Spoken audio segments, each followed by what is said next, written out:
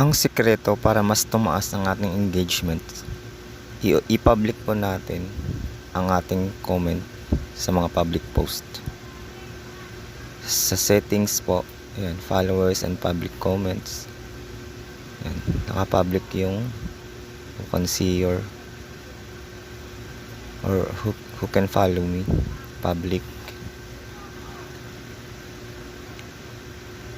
Who can see your followers, and naka-public din.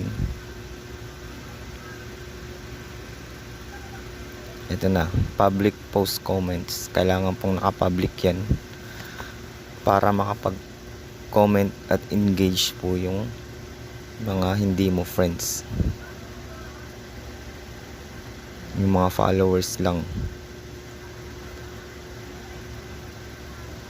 Mahalaga po yan para tumaas ang engagement at may